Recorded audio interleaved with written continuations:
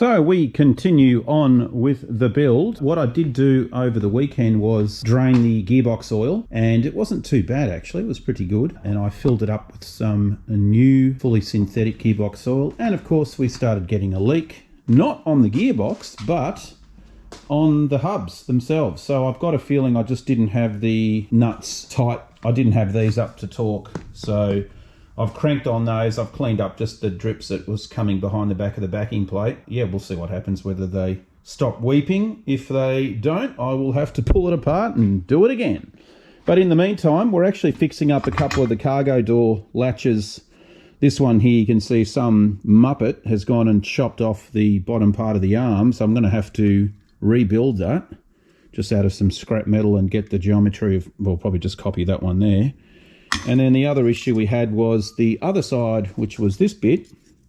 You can see that's how it goes together. I've just pulled the plate off. What had happened is one of the claws in here was snapped off, so I had to just make it out of a washer. I just chopped a piece of washer like this in half, and you can see that's the little remnants of it. So now when you do the mechanism, it actually works. So that was my fix for that problem. So we can put that back together now, and we've got ourselves a cargo door opening latch. So I'll just get the lid back on it.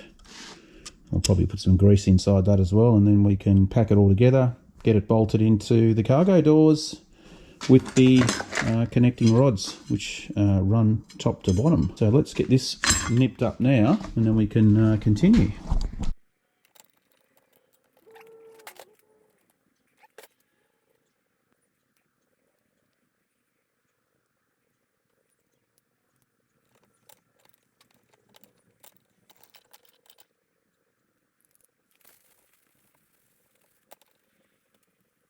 Okay, so we've got this one done, and you can see here it's still a little bit stiff. I've just put some lubricant down inside on the shafts, and they are an absolute bugger to get into because you've got to thread the rods in from in here, and then you've got to try to find the locating hole for them to pop out through the bottom, and it's like fishing. And not a lot of fun, but anyway, that one's done. We've got a new black handle coming for it because obviously they didn't come in white in a commercial panel van, so we've got a new black one coming. But at least that one's done. We'll go and work on the second one now, and this is the one that we're going to have to make a little part. So I don't really know. I don't have my orange bus here just to double check, but I've got a feeling this is just replicated on the other side. So I'm just going to take a cardboard template or something off that and then replicate it and weld a piece on there. I suppose that's all we can do. Let's give it a go. Okay guys, so here you go. There's the latch mechanism in place. And you can see here, that's the part that I replicated, and you can see how they work. So yeah, all good to go. All I've got to do now is get a couple of longer straps, because these ones are a little bit too short, so they don't actually hold the door in that position like so. They must, I'm not really sure what the deal is, but we got them online and they just don't seem like they're long enough, either of them. You can see there, I'm not sure if I'm missing something here, but that's your little bolt to be able to pull them in and out. But as you can see, if I go and put that through, the door's going to be only open to that much, which I don't think that's right. So yeah, not really sure what the problem there is, but we'll work that out. I've got a feeling you just need a longer strap. Anyway, those cargo doors are done. We can move on to the next part and go from there. So we are off the hoist. I figured I will take it off because we've got Rick coming tomorrow to continue the logos on the rear hatch and on the side doors. So we need a little bit more room on this side, so I've just sort of moved things over. And it's also given me a chance to start working. I put a couple of those rubber stoppers on. I had to drill this one into the door here. And also we can now start doing the cargo door seals. So we can get these doors open like that. Cargo doors. So we've basically got the Wolfberg West set of seals here, and we need to start to get them orientated where they need to go. So there's only 2 seals. There's always a bit of confusion with putting seals on these cargo doors because people think that you've got to actually go and stick them all the way around in here, and then they're left with all these pieces and they're like, why is there 9 pieces? So basically the easiest rule of thumb is on the body itself, there's only top and bottom. That's it. And the rest of the seals go on the cargo door. So if you remember that, that's the easiest way to do it. Now, these little lumpy parts here where the suede, or where the hinges are, reinforcement for the hinges, that they need to be cleared out. I think you normally just grind a little bit of the seal away. So 1, 2, 3 spots there, and I think that's all good there. And the same deal here, 1, 2, 3 lumps, and then nothing on that side. So anyway, what we'll do is we're going to start with just top and bottom first. We'll get those in and then go from there and see what we've got. And also what we need to do as well is obviously get the seals out, make sure we've got the right length so we're not cutting the wrong ones and all that sort of jazz. So got 2. I would say they are going to be for here. That's 1, 2. A short piece. Another long piece.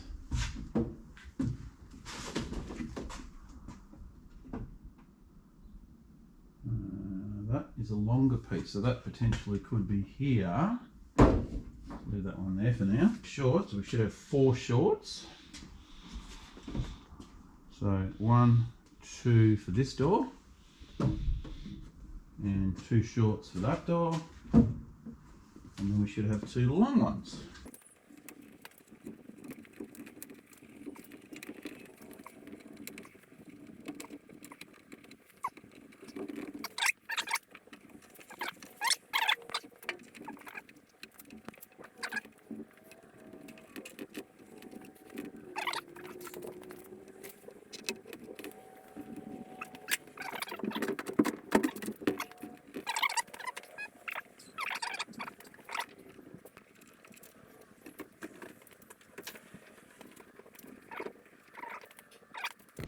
We're on to this door here. I just use a little nylon thing just to pry it in like so you can get it in.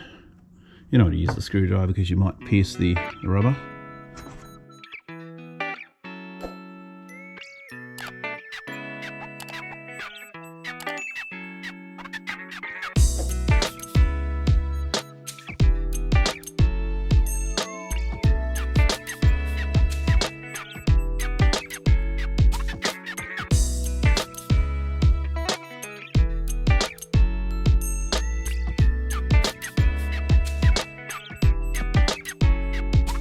So we've got one long one here, nothing on this side, and we've got one on the bottom.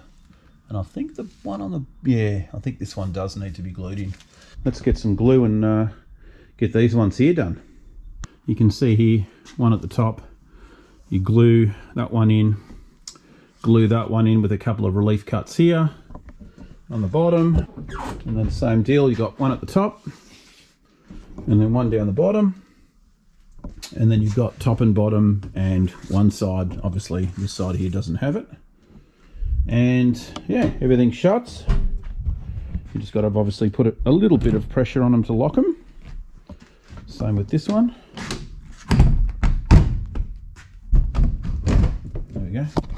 Just because we've got, you know, new rubbers, you kind of need 2 hands just to push on it and get it sorted. But anyway, that's done. You can see here with the old, they never had a recess in this section here. You know, it already starts to wear it out. And this one's actually, I've cut it back a bit because it was really close, but you can barely get your hand in. Those Germans must have been quite small. I don't know. Anyway, that bit's done. We can move on to what we do have to do inside here. Is I have to add another 2 of these floor mounts. Unfortunately, I thought there was only the 2 at the front, but there's actually 2 at the back too. So I've got to quickly weld those in. I think I might just use the TIG for this, just because I can do a couple of little tiny welds. Not going to mig it and have crap going everywhere, but we will obviously have to take the seat out, so I'll get that out of the way and then we can have a crack. 2 hours later. Okay guys, so you can see the door shut and that means it's bloody freezing outside. Rick's back again to do some more logos. Have a look at that. It's 9 degrees outside and 19.6 in here. You gotta love the old diesel heater. So we're working on the other side of the door over here, on this one here. We're going to get this all transferred over and you guys will get to see some more painting done.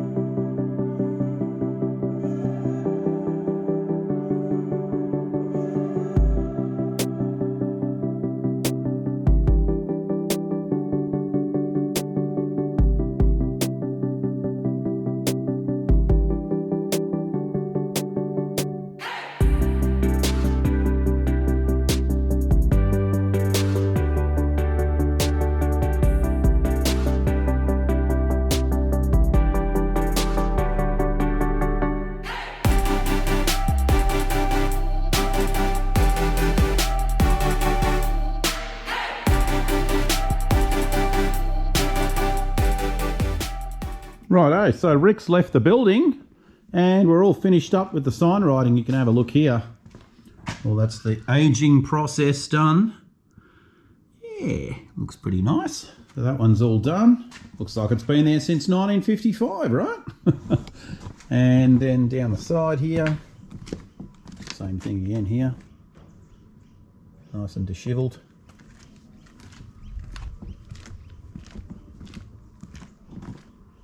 And there you go, looking pretty cool. All right, so that's one more part ticked off. We're still working on the semaphores and I'll show you the dilemma I've got with these little mechanisms. A couple of them are toast, but yeah, these are the aftermarket little plastic parts and they're not the right shape for these. We've just got to try and make them fit because they're not really available, unfortunately, the proper ones. Yeah, this one here is no good. That's pretty much rusted up inside. I mean, I probably can try and fix it. This one is binding. I don't know, it's just getting a little bit stuck. This part here is not quite working. We might have to get another one of those. This one works fine. It's popping up and down. I've just tested it with 12 volts through it. And yeah, that'll just have to keep playing around with them and get them done. At least we're onto it. We've got motor parts to still sandblast. We've got, you can see a bunch of stuff here. All that has to get blasted and painted. You can see I've done the manifold and the pulley already, so those bits are done. And yeah, we've just got to continue on. So yeah, this is going to get a workout. Now, what I have done at the front here with the bullet holes, as you can see here, these are pieces of silicon that I use for powder coating just to put in bolt threads so that you don't get powder in them. And I've stuck them in, and then on the back side, I've just used some black Sikaflex and made encapsulated. This won't stick to it, so I'll be able to pull them out, and then of course you'll have that three-dimensional hole, black hole, so it looks like the bullet hole is really going right through, but obviously it'll be a waterproof little thing. So yeah, a bit of an experiment. You can see the four bullet holes we've got, and that bit's done. And what we're going to do next will be to make some door cards for the front kick panels, because the ones we got were the wrong ones for late model buses. And then of course the other panels that we do have that are correct, we're going to paint those in the factory grey colour, which I'm going to mix up myself. So that'll be one of the next things we have to do, and we'll get cracking into that. And the other thing we're doing also is doing a bit of sandblasting today. You can see I've been just got the exhaust, some of the tinware, obviously the fan shrouds next. We're going to get that done right now, and some other bits and pieces. We're getting close, and all that's going to be painted black. Yeah, well, one other job we've got to redo, unfortunately, is the rear seals. Unfortunately, both of them started leaking. Didn't even drive 5 feet. And unfortunately, I can show you what's happened on the seals. That's an original seal. If you have a look at the edge of the seal there, it actually bent over on itself when I was mounting it, and it's actually done it on both sides. So yeah, a bit of a mistake on my part. Probably wasn't being careful when I slid it over the top of the little collar, But what it did is it actually, it just, yeah, folded back on itself along the corner there, and of course they both started leaking. I can't believe it actually happened on both sides, so I've got to go down to the bearing place and get these sized up and get another two. But, you know, annoying, because, you know, you go and do all that work. Oh, and the mirrors are on. We got some of these new patina mirrors from Auto Wares in the UK, and they're actually the convex style, so they have a way better vision out of them. They just spread the vision out a bit further the way the mirror's made, but we went with the patina style, of course. And you can see here, there's our little bullet holes. I was telling you about that whole bizzo of having the Sikaflex inside it. So that's totally waterproof now, so no water can get back inside, which is kind of a little cool thing. We're going to keep sandblasting now while we can, and we'll keep moving on. Let's do it. Okay guys, so we're ready to do the door card painting, and I want to try to replicate the factory sort of wrinkled finish that they had on the old Masonite boards. Obviously we've got laser cut 3mm MDF, and I'm just going to paint it with a roller. It's a bit of an experiment, but we've got our factory grey colour down there. I'm going to do a colour match. I've got some white primer, a bit of black. We're just going to mix it up in here, and then I'm going to use a little foam roller and just see what kind of finish we get out of it. If it works, great. If it doesn't, we'll go back over it with the spray gun. Bit of an experiment anyway. I did work in a paint shop for 9 years, so let's see how good my colour matching is. Mind you, I only have black and white, so there's sometimes you normally are adding different bases to try and get that colour, but that's what we're going for down there. Let's see what happens. We'll get it close enough anyway.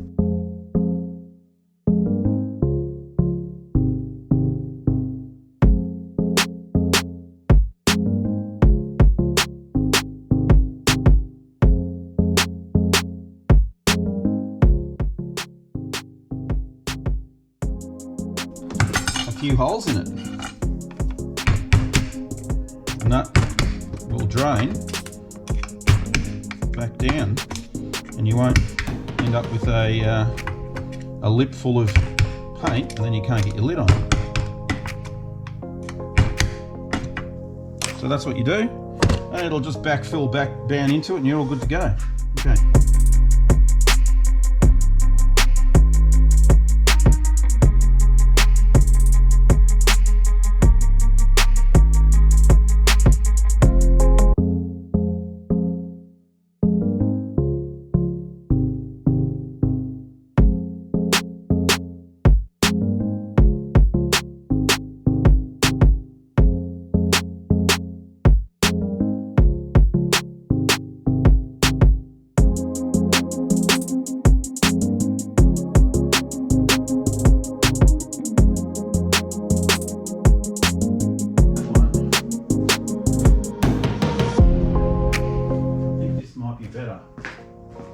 Then we're going to try this one. It's a little bit thicker. It just seems like that's pretty much what I could get off the gun, and I'm not.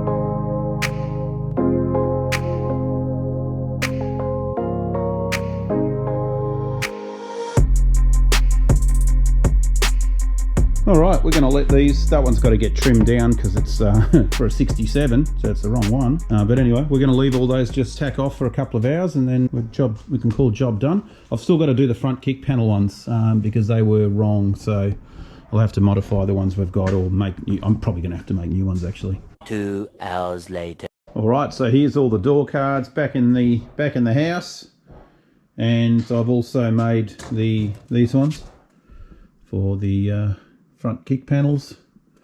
Not 100% sure about the fuse box, but we'll sort it out once we get it mounted. But anyway, at least they're done.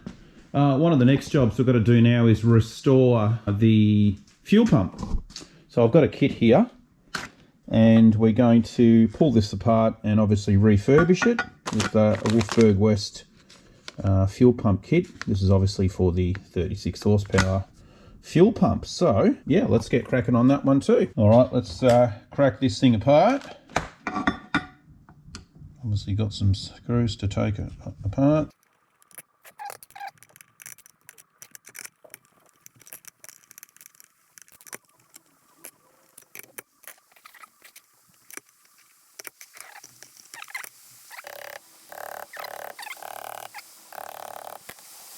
Pin, if you have a look inside here, and it had to start raining, didn't it? That'd be right.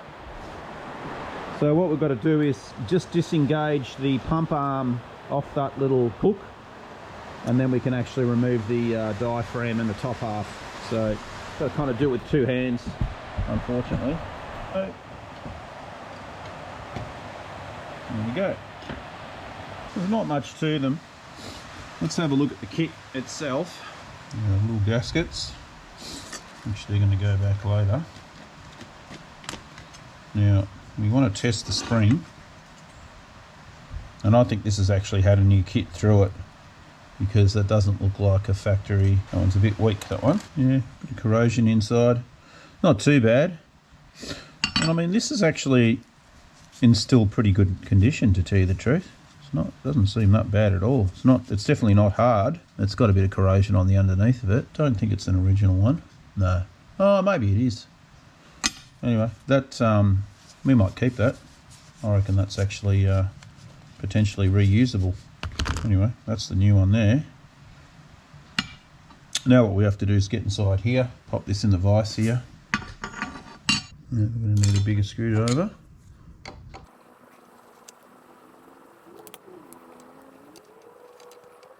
If you have a look here, there is actually a tiny little washer on that screw, so make sure you don't lose it. I'm sure that'll be easy to do. Okay, then we take this little part here off. You can see here there is two springs and a little part that sits on top.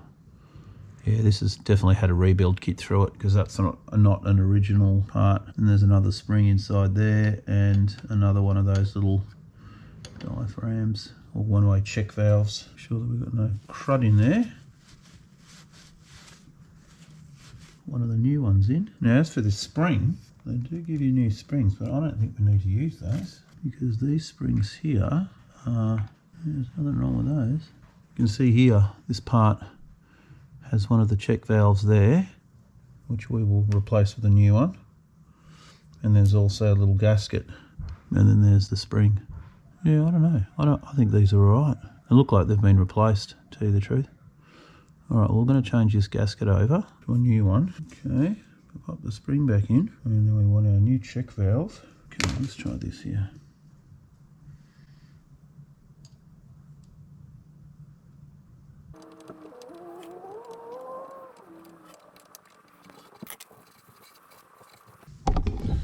Okay, so you can see in there what's going on. You've got the spring under that one, and then check valve spring under that, and then the plate back on top.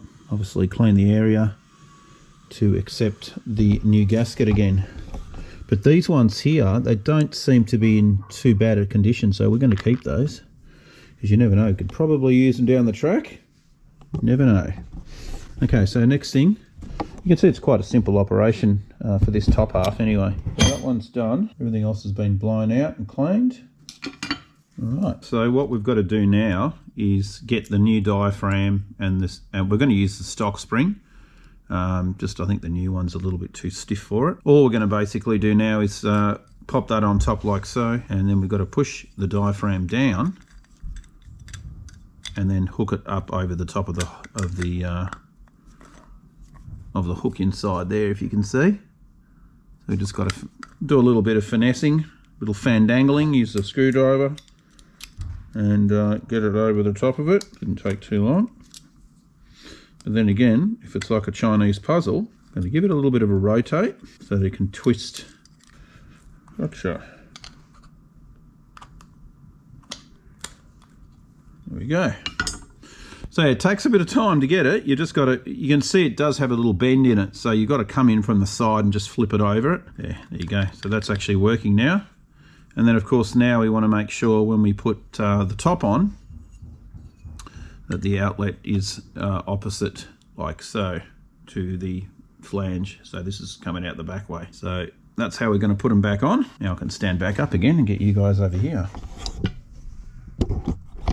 Had to sit down for that job because it did actually take a while to do it. So now we're going to run our screws in, pop a couple in just to start, and we can pop the rest in. I actually have a very interesting story about a fuel pump, not on a VW, but it was on my P76 on my Leyland. Similar setup to this, where you've got the pin that runs through, and then inside is the little cam lever and the spring behind it. And I was taking a girl out on a date, first date, and we were going down at Wilson's Promontory camping. It was probably an hour before dark, and all of a sudden the car just started to play up and conked out. And we, pulled over on the side of the road, and it wouldn't start. And I was thinking, oh, we've got about an hour before it gets dark, and we're in the middle of nowhere, by the way. This is, but not nowhere, no towns, no houses anywhere. I would have been, 27, 26, something like that. And I was thinking, oh, what do we do? And then I worked out just through trial and error that there was no fuel getting to the carburetor. So of course I traced it back to the fuel pump, and I'd found that this pin had actually backed out. There was a cap over the top of the pin here, and that was like a retaining cap, and the cap had disappeared, fell on the road, and we'd lost it, and the pin had backed out. So I was able to, I don't actually even know how I did it, but I was able to get the pin, push the pin back in, and of course the car started and we were good. But then I realised, well, if we keep driving, the pin's just going to fall out completely, and then we were going to be completely screwed.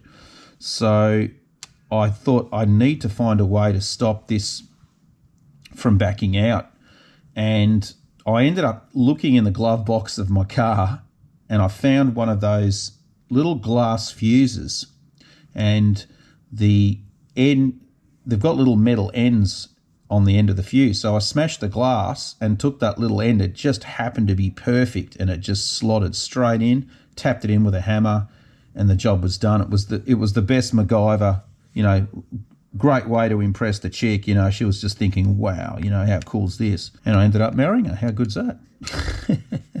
So there you go. There's the story. So being a little bit ingenuitive. And we'll just tighten all these up. Last thing we're going to do is just pack all this section in here with grease, and then that's ready to get installed back into the motor. So one job done. We'll get some grease into there. The gun here.